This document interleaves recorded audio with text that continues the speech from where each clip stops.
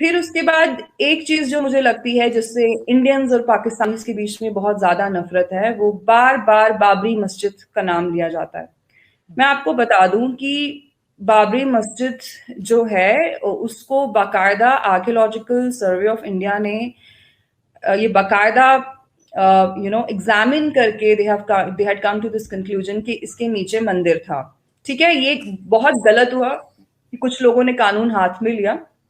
वैसे भी ये लड़ाई कोर्ट में चल ही रही थी, वैसे ही चलनी चाहिए थी। बट पाकिस्तानी इस चीज को बड़े अच्छे से भूल जाते हैं कि पाकिस्तान में एक बाबरी के बदले में 30 मंदिरों को पाकिस्तानियों ने अटैक किया था। और वहां पे कितने हिंदूज के ऊपर अटैक हुए थे उसका तो मेरे पास नंबर भी मौजूद नहीं है, बट 30 मंदिर पाकिस्तान में ऑलमोस्ट डिस्ट्रॉय कर दिए गए थे। ज्यादातर उसमें सिंध में थे। I think 85% of them were in Sindh. शायद वो ये चीज भूल जाते हैं कि हमने उसके बदले में क्या किया था, और वो एक डिस्प्रपोर्शनेट रिस्पॉन्स। इंडिया में कोई क्या करता है उससे आपको पाकिस्तानी हिंदू को क्या लेना देना है, वो तो पाकिस्तानी नेशनल है। आपके यहाँ पे हिंदू लड़कियों का हर दूसरे दिन बलात्कार होता है, उनकी जबरन शादी करवा दी जाती है, जबर से उनका धर्म परिवर्तन कर दिया जाता है। तो उसका बदला क्या हम हिंदुस्तानी मुसलमानों से लेते हैं? हम नहीं लेते, क्योंकि वो हमारे शहरी हैं। वो they are one of us, we don't see them as Pakistanis. हाँ, ऐसे जो लोग हैं जो शरिया जैसी जिनको निजाम चाहिए, हम नहीं कहते वो गलत है, सही है, बट जिनको अगर एक थियोक्रेटिक सोसाइटी चाहिए तो उनको जरूर मेरी या मेरे जैसे लोगों की जरूर ये राय रहती है कि जब आपको एक सेकुलर डेमोक्रेसी में रहना पसंद नहीं आ रहा तो आपको जरूर ऐसी जगह मूव हो जाना चाहिए जहां पे आपके किस्म का निजाम हो, विच इज फेयर इनफ।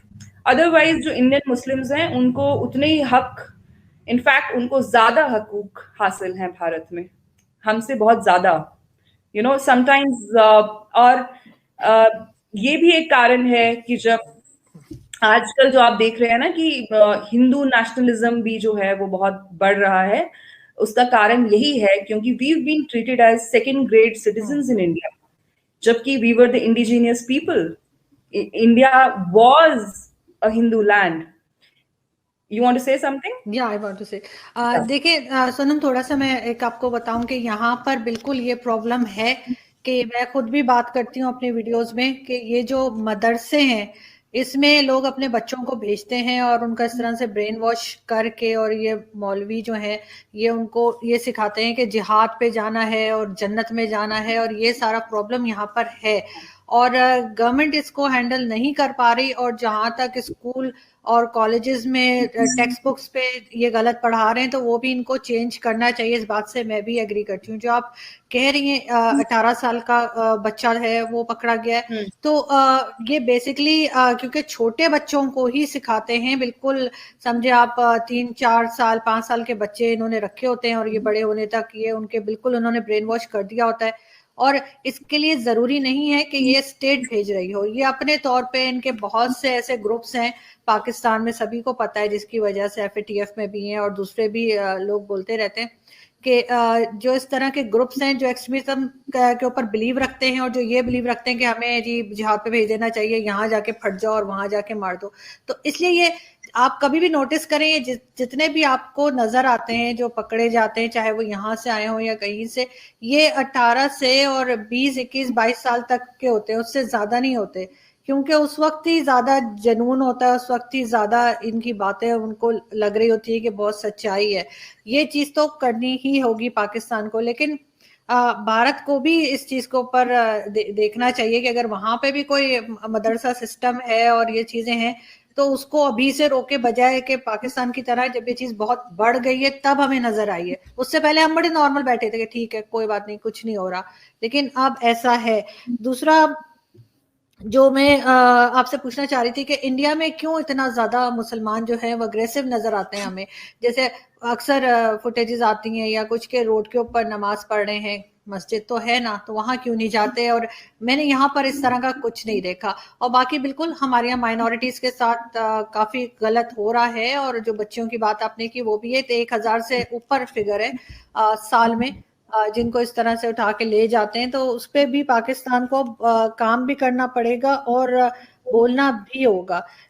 लेकिन आपको लग रहा है कि इस चीज के ऊपर अगर लोग बात करना शुरू करें सोशल मीडिया पे, यूट्यूब पे, इधर उधर, तो कहीं ना कहीं से कुछ फर्क पड़ेगा? Let's compartmentalize your questions. You started with saying that most of the people who come to India, they are non-state actors, है ना? यही आपने कहा. मैं आपको ना आरजू एक सर्वे के बारे में बताना चाहूंगी. This was done by PEW in 2004 after the Twin Tower crash, which is infamously known as 9/11 attacks. ये पाकिस्तानी अवाम के बीच में ये सर्वे किया गया था और जो 65% ऑफ रिस्पोंडेंट्स थे उन्होंने बोला कि ओसामा बिन लादेन जो है वो हमारा हीरो है. ठीक है. और जो बॉम्बिंग्स हैं यूरोप और अमेरिका में अलकायदा की वो टोटली जस्टिफाइड है. पाकिस्तान के अलावा सिर्फ फिलिस्तीन के लोग थे जिनका सेम रिस्पॉन्स था. वहां पे फाफो फाउंडेशन ने सिमिलर सर्वे किया था. ठीक है.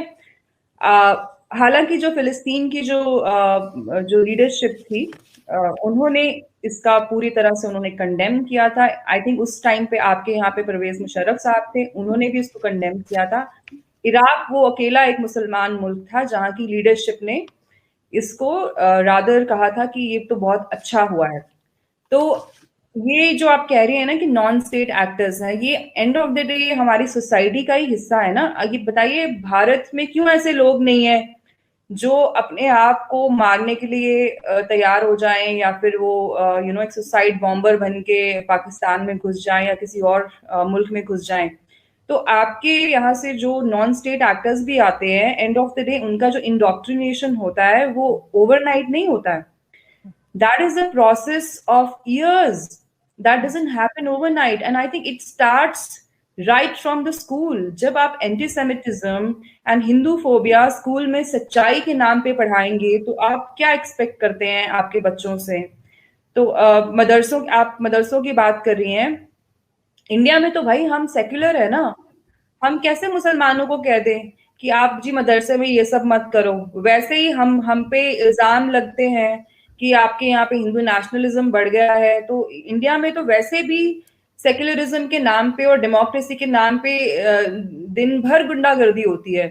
आपने बात की एग्रेशन की कि इंडिया में ऐसे मुस्लिम्स क्यों करते हैं सड़कों पे उतर के नमाज पढ़ना. ये सिर्फ इंडिया में नहीं होता मैम, ये कनाडा में भी हुआ है, हाल ही में हुआ है. आई थिंक 2-3 दिन पहले हुआ है.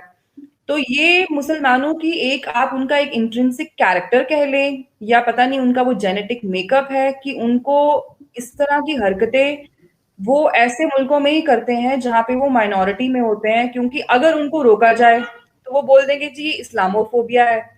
सबसे ज्यादा अगर किसी ने ट्रिवियलाइज किया है इस्लामोफोबिया जैसी टर्म को तो वो मुसलमानों ने किया है. Islamophobia is indeed a concern क्योंकि जाहिर सी बात है दुनिया में 1.5 1.7 मुस्लिम्स बिलियन मुस्लिम्स हैं. सबके सब तो आतंकवादी नहीं है. Majority of them are peaceful. तभी तो दुनिया चल रही है. अगर एक आप बताएं ना 1.7 बिलियन लोग सारे एक्सट्रीमिस्ट सोच के हो तो क्या दुनिया चल सकती है? नहीं चल सकती. तो ये बात तो सच है कि Islamophobia does exist and a lot of time innocent people are made victims because of those preconceived notions कि यार every Muslim is a terrorist. A number of people think like that.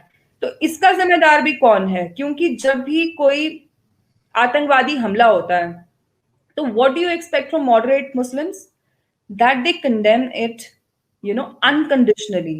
What do moderate Muslims actually do?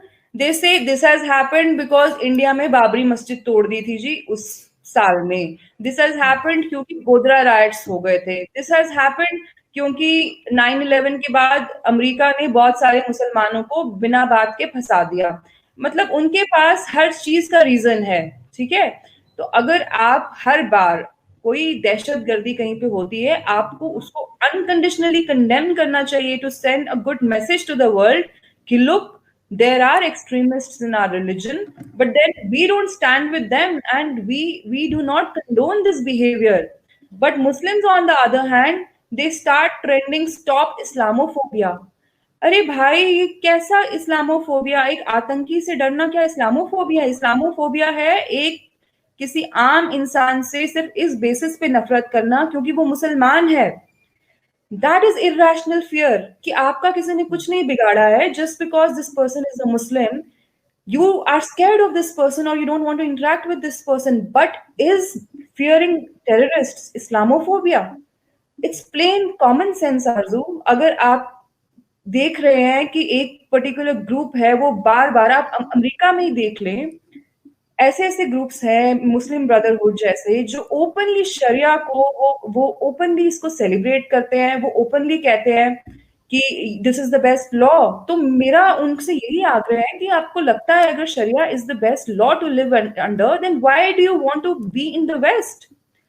क्योंकि जो waste के लोग हैं उनका तो अपना एक आइडिया ऑफ फ्रीडम है ना, और मुझे तो लगता है वही सही है। मतलब मुसलमान कब तक एक ये 7th सेंचुरी वाला निजाम आप कब तक लेके चलेंगे? ये 7th सेंचुरी में होता था that non Muslims used to get differentiated rights. अगर उनको मुसलमानों की रियासत में रहना होता था तो उनको प्रोटेक्शन टैक्स यानी कि जजिया पे करना होता था। क्या ये 21st सेंचुरी में चल सकता है? Is it even normal? It is not.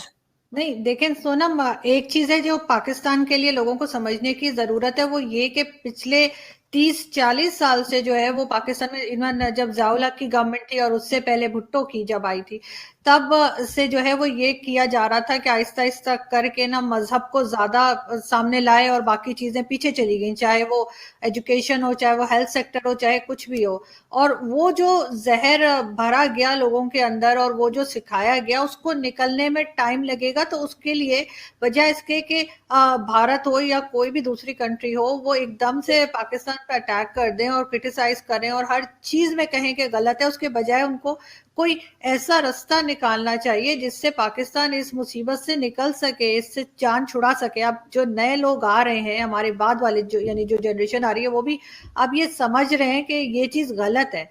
लेकिन क्या करें, वो 40 साल से जो चीज चली आ रही है उसको निकालने में टाइम